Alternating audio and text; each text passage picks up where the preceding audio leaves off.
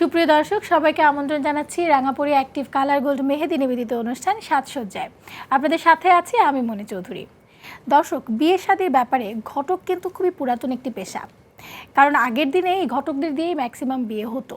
আর এই ঘটক নিয়ে আমরা কিন্তু অনেক মজার মজার নাটক, উপন্যাসের চরিত্র, গল্প দেখেছি এবং পড়েছি। এই ঘটকের কথা শুরু হলেই কিন্তু বিয়ের একটা আনন্দ নিজেদের মধ্যে শুরু হয়ে যায়, কারণ ঘটকের মাধ্যমে কিন্তু পাত্রপাত্রীর দেখা শুরু হয়, আর তখন থেকেই কিন্তু একটি পাত্রীর সাজগোজ শুরু হয়ে যায়। ধরুন সামনের বর্ষায় আপনার বিয়ে, ভাবছেন তো যে চুল থেকে পা পর্যন্ত নিজেকে কিভাবে সাজানো যায়। আজ আমরা এই বর্ষার বিয়ে নিয়ে কথা বলবো, আর আমাদের সাথে এই বিষয়ে কথা বলতে আড্ডায় উপস্থিত আছেন এই সময়ের জনপ্রিয় মডেল ও অভিনেত্রী রিয়া বর্মন। চলুন দর্শক কথা বলি আমাদের আজকের অতিথির সাথে। কেমন আছো? ভালো আছি, তুমি কেমন আছো? আমি খুব ভালো আছি।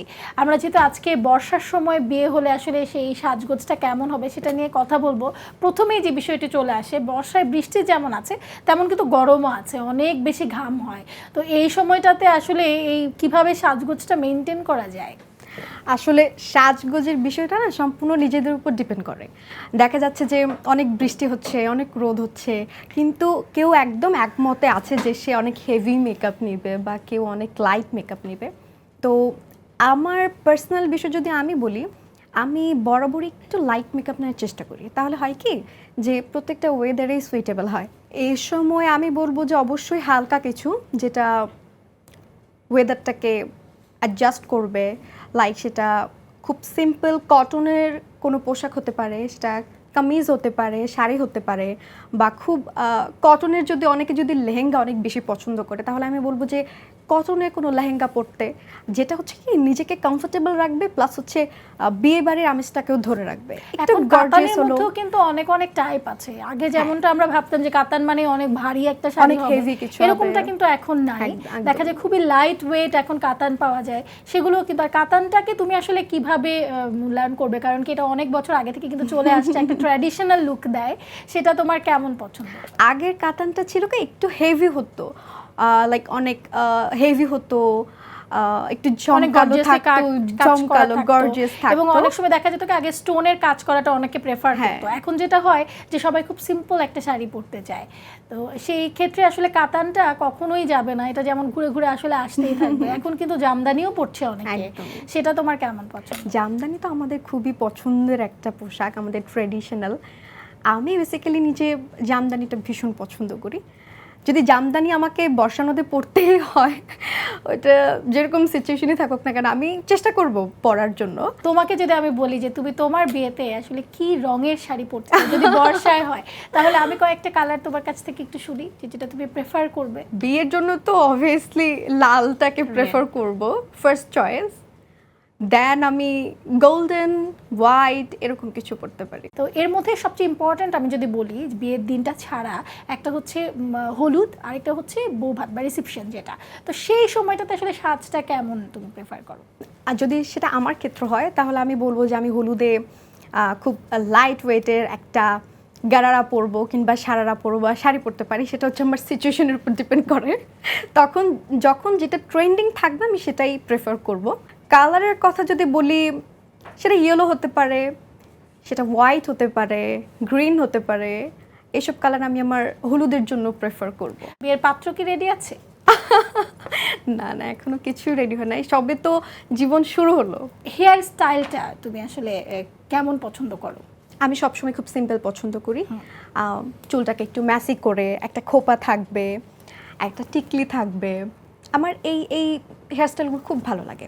তুমি যেহেতু মডেল, তোমার অনেক অনেক ফটোশ্যুট করা হয়, আমরা দর্শকদের জন্য তোমার ফটোশ্যুটে কিছু অসাধারণ মুহূর্ত দেখিয়ে দিতে চাই। দর্শক চলুন দেখে আসি রিয়া বর্মনের ফটোশ্যুটের কিছু অসাধারণ মুহূর্ত।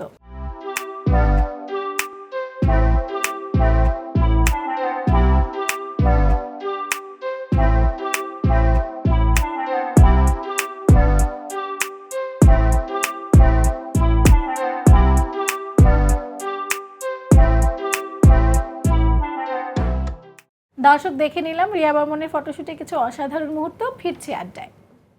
তোমাকে এত চমৎকার লাগছিল ছবিগুলোতে, আমার নিজেরই মানে খুব ভালো লাগছিল। আচ্ছা, একটু যদি জানতে চাই যে ফটোশ্যুটগুলো করো সারা দিন ধরে কিন্তু মেকআপ নিয়ে থাকতে হয়, এই যে মেনটেন করো তোমরা, সেটা কিভাবে করো? প্রথমে হচ্ছে যে ট্যান হয়ে যাওয়া, যেটা এটা হয় হচ্ছে যাদের অনেক বেশি অয়েলি স্কিন বা হচ্ছে যে ফাউন্ডেশনটা ওনারা ইউজ করছেন সেটা তাদের স্কিন টোন হচ্ছে না, এই ক্ষেত্রে প্রবলেমগুলো বেশি হয়, সেটা আমিও নিজে ফেস করেছি। আমি আগে নিজে কিছু প্রোডাক্ট কিনে ট্রাই করে দেখলাম যে কোনটা আমাকে স্যুট করছে বা কোনটা যখন যেটা আমি ইউজ করছি সেটা কি অ্যাকচুয়ালি আমার স্কিন টোন হচ্ছে কি না। তো ম্যাক্সিমামটা আমি দেখা যায় যে নিজে নিজে মেকআপটা করার চেষ্টা করি, কারণ এক একজনের হাত তো এক এক রকম, তাদের যেই হাতের যে কাজটা সেটা আমাকে ভালো নাও লাগতে পারে। তো আমি এই ক্ষেত্রে কী করি, আমি নিজেই মেকআপটা করার চেষ্টা করি। আর মেকআপের হচ্ছে প্রথমে অবশ্যই প্রাইমার কিংবা ময়শ্চারাইজার দিয়ে স্কিনটাকে আগে প্রিপেয়ার করে নিতে হবে। যখন আপনার স্কিনটা প্রিপেয়ার থাকবে না, তখন যে কোনো ধরনের মেকআপটাই না ইজিলি বসে যায়। কিছু কিছু মানুষের ক্ষেত্রে হয়তো ডিফারেন্ট হতে পারে, যেমন মেকআপটা বসছে না বা উঠে যাচ্ছে। সো এর জন্য প্রথমেই হচ্ছে মুখটাকে ক্লিন করে ময়শ্চারাইজার কিংবা প্রাইমার এটাকে অ্যাপ্লাই করে দেন আমার মনে হয় যে ফাউন্ডেশনটা ইউজ করা উচিত। আর অবশ্যই একটা ভালো কোয়ালিটির ফাউন্ডেশন ইউজ করা উচিত, তাহলে কি হবে মেকআপটা লং লাস্টিং হবে এবং দেখতেও খুব সুন্দর লাগবে। আমরা এই যে মেকআপ করার আগে আসলে কিভাবে প্রিপেয়ার করতে হয় স্কিনটাকে সেটা তো শুনলাম, এখন আসলে মেকআপের কিছু টিপস কিন্তু আছে যে যাদের মুখে অনেক বেশি পিম্পল আছে বা ধরো অনেক মার্কস আছে, ডার্ক সার্কেল আছে, এগুলো কিভাবে আসলে হাইড করা যায় সেটাও কিন্তু অনেক ইম্পর্টেন্ট। এই বিষয়গুলো আমি তোমার কাছ থেকে জানবো, তবে একটা ছোট্ট বিরতি থেকে ফিরে। দর্শক, রাঙাপুরে অ্যাক্টিভ কালার গোল্ড মেহেদি নিবেদিত অনুষ্ঠান সাজসজ্জা থেকে নিচ্ছি ছোট্ট একটি বিরতি। ফিরবো কিছুক্ষণের মাঝেই, আমাদের সাথেই থাকুন। সুপ্রিয় দর্শক, বিরতির পর আবারও স্বাগত জানাচ্ছি রাঙাপুরে অ্যাক্টিভ কালার গোল্ড মেহেদি নিবেদিত অনুষ্ঠান সাজসজ্জায়।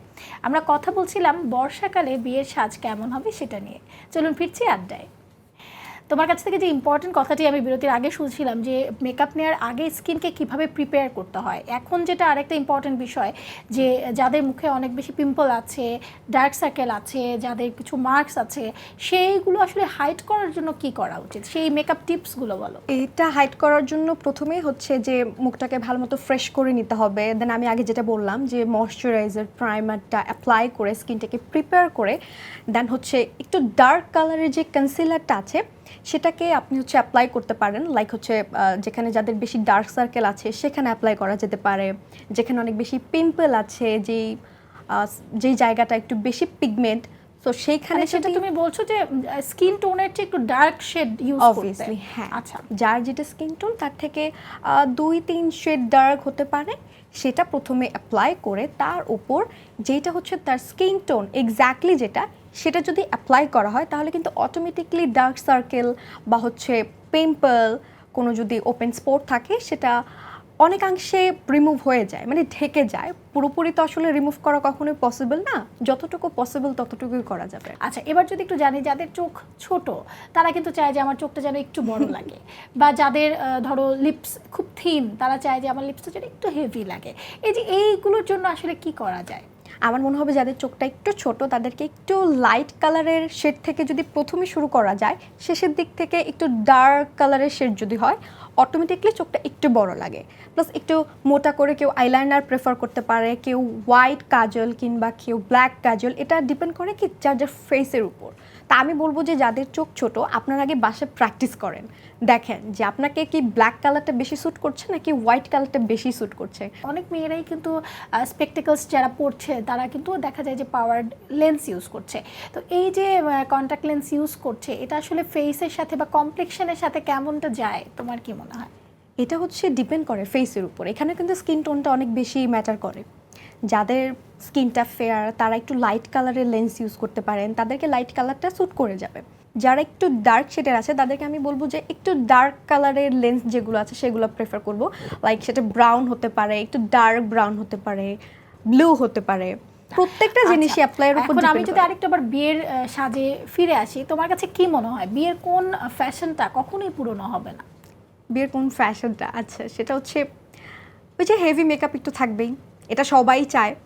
অনেক বেশি গরম লাগলেও, অনেক বেশি বর্ষার সময় থাকলেও বলবে যে না আমার তো আজকে বিয়ে তো একবার আসলে কম্প্রোমাইজ করা যাবে না, কারণ বাইরে যা কিছুই হোক না কেন এই সব কিছু অ্যারেঞ্জমেন্ট করা আসলে পসিবল। এটা আসলে একটা সাইকোলজিক্যাল বিষয়, কিন্তু সিচুয়েশনের সাথে আসলে তখন হয়তো মেনটেন করে নেয় যে না থাক অনেক বেশি গরম বা বর্ষার সিজন, আমি একটু লাইট ওয়্যার কিছু পরি, একটু লাইট মেকআপ করি, তাহলে কি হবে আমি একটু বিয়েতে সবার ডান্স দেখতে পাচ্ছি, আমার ইচ্ছা হলো আমি একটু ডান্স করতে পারলাম। আচ্ছা, আমরা একটা ব্রাইডাল মেকওভার দেখে আসি। দর্শক চলুন দেখে আসি একটি ব্রাইডাল মেকওভার। আসসালামু আলাইকুম, আমি শারমিন সোনিয়া, গ্ল্যামারাস বাই শারমিন সোনিয়ার ওনার অ্যান্ড আমার সেলুনের নাম হচ্ছে Sharmin Sonia's makeover and beauty salon. আজকে আমি আপনাদের সাথে একটি ব্রাইডাল মেকওভার শেয়ার করব, আর আমার মডেলের নাম হচ্ছে নুসরাত জাহান সোনিয়া।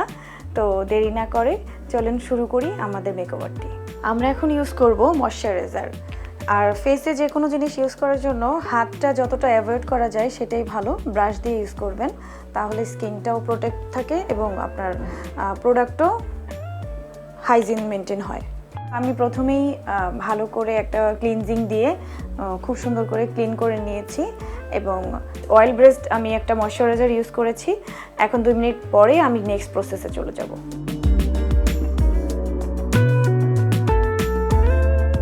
এখন আমরা প্রাইমার ইউজ করে নিব একটা স্কিনের জন্য। মানে যে কোনো মেকআপের আগে প্রাইমার হচ্ছে মোস্ট ইম্পর্ট্যান্ট একটা জিনিস, আর এই পার্টটা কখনোই স্কিপ করা যাবে না। প্রাইমার আপনার মেকআপটা ধরে রাখার জন্য হেল্প করবে এবং লং লাস্টিং হওয়ার জন্য হেল্প করবে। আমরা এখন একটা ফেস অয়েল ইউজ করব, ব্রাইডের মেকআপটা যাতে অনেক লং লাস্টিং হয়। এরপর আমি একটা সিরাম ইউজ করব, আর এইটা ফুল প্রসেসটাই কিন্তু কি স্কিন স্কিন প্রিপারেশন হচ্ছে মেকআপের জন্য। আমি এখন পোরের প্রাইমার ইউজ না করে একটা পোরের সলিউশন ইউজ করব, যাতে করে ওর পোরগুলা ভিজিবল না থাকে। ফাউন্ডেশনটা রেডি করে নিচ্ছি।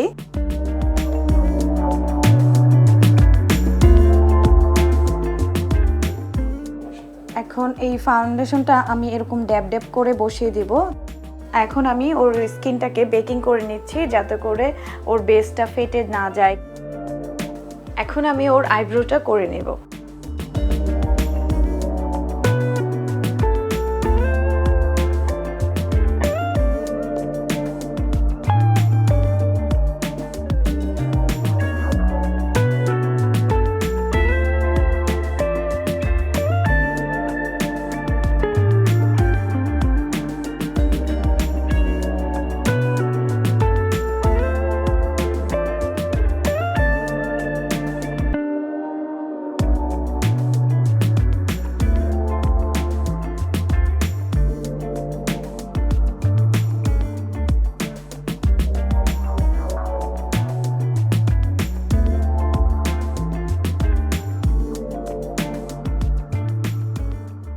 ভিউয়ার্স, এইটা হচ্ছে আজকে আমার ব্রাইডের final look. I hope so আপনাদের আমার ব্রাইডের ফাইনাল লুকটি ভালো লেগেছে। আর যদি ভালো লেগে থাকে অবশ্যই আমার পার্লারে চলে আসবেন।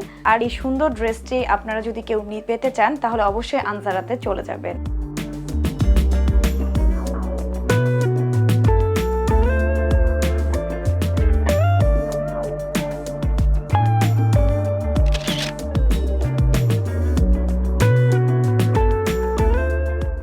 দর্শক দেখে নিলাম খুব সুন্দর একটি ব্রাইডাল মেকওভার। ফিরছি আড্ডায়। এবার আমি তোমার কাছে যে প্রশ্নটি রাখবো, তোমার জন্য বিয়ের ব্যাপারে আমি যদি জিজ্ঞেস করি, ফ্যাশন আইকন তুমি কাকে মনে করছো, বা কার মেকআপ দেখে গেট আপ বিয়ের যে সাজ ছিল সেটা দেখে তোমার মনে হচ্ছে যে আসলে আমি একেই ফলো করতে চাই বা ফলো করা উচিত বাকিদের? আচ্ছা, যদি রিসেন্টলি কোনো ইস্যু থেকে বলি, সেটা হচ্ছে আমার কিয়ারাকে খুব ভালো লেগেছে। ওনার ইন্ডিয়ান অ্যাক্ট্রেস যার কথা বলছো তুমি, কিয়ারা আদভানি। তো ওনার জুয়েলারি, ওনার ড্রেসের কালার, মেকআপ আমার ভীষণ ভালো লেগেছে। প্রবাবলি উনি সামার সিজনেই বিয়ে করেছেন।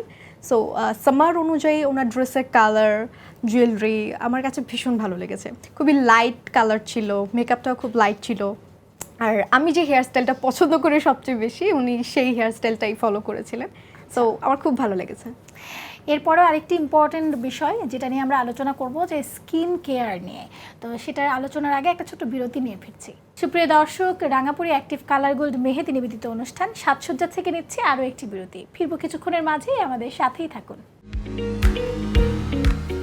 সুপ্রিয় দর্শক, বিরতির পর আবারও স্বাগত জানাচ্ছি রাঙাপুরি অ্যাক্টিভ কালার গোল্ড মেহেদি নিবেদিত অনুষ্ঠান সাজসজ্জায়। আমরা আলোচনা করছিলাম যে বর্ষাকালে বিয়ে হলে সেই সাজটা কেমন হবে সেটা নিয়ে। চলুন ফিরছি আড্ডায়। তোমার কাছ থেকে যেটা জানতে চাইছিলাম যে এই যে যারা বিয়ে কোণে আছে তারা কিন্তু অনেকদিন আগে থেকে একটা স্কিন কেয়ার রুটিনের মধ্যে চলে যেতে চায়। এই যে স্কিন কেয়ার রুটিনটা আসলে কেমন হওয়া উচিত, কতদিন আগে প্রিপারেশন নেওয়া উচিত, সেই সম্পর্কে তোমার কাছ থেকে একটু সাজেশন নেব। আচ্ছা, অ্যাটলিস্ট 7 ডেজ থেকে এই প্রিপারেশনটা নেওয়া ভালো হবে। স্কিন কেয়ারের বিষয় যদি বলতে চাই তাহলে অবশ্যই বাসায় ভালো মতো ফেসটাকে ক্লিন করে প্যাক ইউজ করতে পারেন। যাদের অয়েলি স্কিন আছে তারা মিল্ক প্যাক ইউজ করতে পারেন। যাদের একটু ড্রাই স্কিন আছে বা কম্বাইন্ড স্কিন আছে, আমি বলবো যে তাদেরকে বুঝে শুনে বা কোনো ডক্টর থেকে প্রেসক্রাইব করে কিছু ইউজ করা উচিত, যেহেতু এটা স্কিনের বিষয়। আন্দাজে কিছু ইউজ করা একদমই উচিত হবে না বলে আমি মনে করছি। রাতে ঘুমাতে যাওয়ার আগে স্কিনটাকে একটু অয়েল ম্যাসাজ করে নিতে পারে বা সিরাম ইউজ করতে পারে, যে যেটা ইউজ করে। এতটুকুই আই থিঙ্ক ভালো। এবার তাহলে আমি একটু তোমার কাজ নিয়ে জানতে চাই, কি কি কাজ করছো এখন? আচ্ছা, আমি এখন বেসিক্যালি নাটকে কাজ করছি, যেহেতু অভিনয়টা আমার প্রথম ভালোবাসা, ভালো লাগা। অভিনয়টা করার চেষ্টা করছি, ভালো করে শিখছি এখনও। ফটোশ্যুট করছি, টিভিসি ওভিসি করছি। যে কাজটা আমার ভালো বলে মনে হচ্ছে আমি সেটাই করার চেষ্টা করছি। সামনে আমরা কোন কাজ দেখতে পাবো, মানে খুব শর্ট টাইমের মধ্যে আসলে কোনটা আসছে? আচ্ছা, শর্ট টাইমের মধ্যে আমার বেশ কিছু নাটক আসছে কোরবানি ঈদে। তার মধ্যে ইমরুল রাফাত ভাইয়ার পরিচালনায় একটা কি দুইটা কাজ আসতে পারে, তারপর বান্না ভাইয়ার একটা কাজ আসতে পারে। এখন একটা ইম্পর্টেন্ট টিপস তোমার কাছ থেকে নিব, যে মেয়েদের ব্যাগে আসলে আমি যদি বলি যে 3টা জিনিস ম্যান্ডেটরি থাকাই উচিত, তাহলে তুমি কোন 3টা জিনিসের কথা বলবে? প্রথমে আমি বলবো যে একটা কম্প্যাক্ট পাউডার, লিপস্টিক আর হচ্ছে একটা হেয়ার ব্রাশ। তুমি নিজেকে ভবিষ্যতে কোথায় দেখতে চাও, যদি আজকে থেকে আমি 5 বছর পরেই চিন্তা করি, নিজেকে কোন অবস্থানে পেতে চাও? আচ্ছা, যদি সেটা 5 বছর পরে হয়, আমি চেষ্টা করব আমাকে দিয়ে যতটুকু পসিবল নিজেকে অ্যাটলিস্ট একটা সুন্দর পর্যায়ে দেখতে, যেখান থেকে মানুষ আমাকে বলবে যে না, রিয়া বার্মান সাকসেস, এটাই চাই। দর্শকদের মনে আসলে জায়গা করে নেওয়াটাই হচ্ছে একদম। লক্ষ্য থাকবে। তোমার জন্য অনেক অনেক শুভকামনা। Thank you আমাদের so much. দর্শকের উদ্দেশ্যে তোমার কিছু বলার আছে কিনা? দর্শকদের জন্য বলবো যে যেহেতু এখন বর্ষাকাল, যাদের বেশি সাজতে ভালো লাগে একটু কম সাজার চেষ্টা করবেন, একটু লাইট মেকআপ করবেন, তাহলে আপনাদের দেখতেও ভালো লাগবে, ছবিও ভালো আসবে। অ্যাজ আমি নিজে অনেক ফটো ফ্রেক, আপনারাও মেবি। আর বাংলা নাটকের পাশে থাকবেন, আমার জন্য দোয়া করবেন, আমি যেন ভবিষ্যতে আরও ভালো ভালো কাজ আপনাদের উপহার দিতে পারি। আর জিটিভিকে অনেক বেশি ধন্যবাদ আমাকে আজকে এখানে আসার সুযোগ করে দেওয়ার জন্য। সুপ্রিয় দর্শক, এই ছিল আমাদের আজকের আয়োজন, রাঙাপুরি অ্যাক্টিভ কালার গোল্ড মেহেদি নিবেদিত অনুষ্ঠান সাজসজ্জা। আশা করি আপনারা সবাই খুব এনজয় করেছেন। পরবর্তী পর্বে আবারও হাজির হয়ে যাব আপনাদের প্রিয় একজন মানুষ নিয়ে। ততক্ষণ পর্যন্ত সবাই ভালো থাকুন, নিজের খেয়াল রাখুন।